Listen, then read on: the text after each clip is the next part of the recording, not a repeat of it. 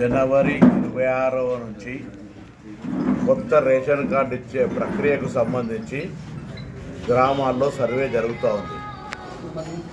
ఈ సందర్భంగా తెలంగాణ ప్రజలందరికీ కొన్ని అంశాలను చెప్పేటువంటి ప్రయత్నం చేస్తూ ఉన్నాం.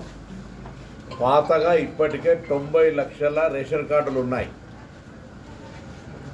2,81,00,000 మందికి సంబంధించిన 90 లక్షల రేషన్ కార్డులు ఉన్నాయి.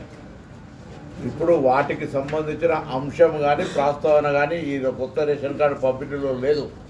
సో 90 లక్షల మందికి సంబంధించిన అంశం చర్చకు రాదు. ఇందులో కొత్తగా ఎవరైతే గత 10 సంవత్సరాలుగా రేషన్ కార్డు కావాలనే ఆలోచనతో తిరుగుతూ ఉన్నారో, కొత్త కుటుంబాలుగా ఏర్పడ్డాయో, పెళ్ళిళ్ళై పిల్లలై, లేదా ఈ ఇంటి బిడ్డ ఆ ఇంటి కోడలై, ఈ విధంగా లేదా ఈ ఊరాని ఇంకా ఊరికి పోయి అట్లా కొంత మార్పులు చేర్పులకు సంబంధించిన అంశం కావచ్చు, లేదా అర్హత ఉండి, మళ్ళీ చెప్తాను స్పష్టంగా, అర్హత ఉండి కొత్త రేషన్ కార్డు రానటువంటి వాళ్ళందరికీ 10 సంవత్సరాలుగా కొత్త రేషన్ కార్డు కావాలి, నాకు అర్హత ఉంది, ఈ ప్రభుత్వం ఇస్తలేదని నిరాశపడ్డ వాళ్ళందరికీ శుభవార్త. వాళ్ళందరికీ జనవరి 26 వరకు ఇవ్వాలి.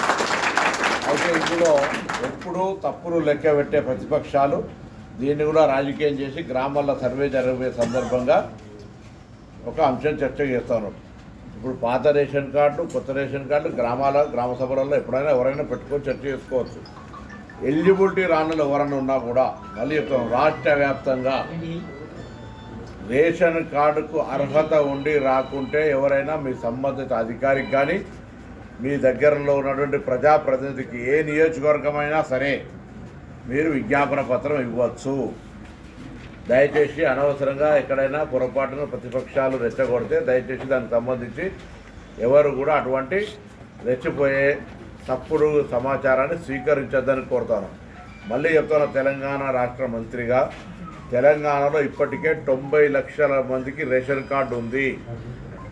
దాదాపు 2,81,00,000 మందికి రేషన్ కార్డులు ఉన్నాయి. వాటికి సంబంధించిన ఎక్కడ కూడా రివ్యూ కానీ, తొలగించడం కానీ, జమ చేయడం కానీ అటువంటిది ఏమి జరుగుతలేదు. ఇప్పుడు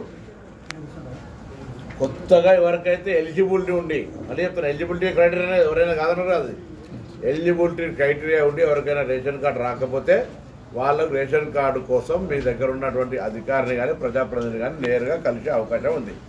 దయచేసి ఇలా కన్ఫ్యూజన్ అవసరం లేదు. ఎవరైనా ఏదైనా తప్పుడు సమాచారంతో దాన్ని విశ్వసించొద్దని కోరుతా ఉన్నా.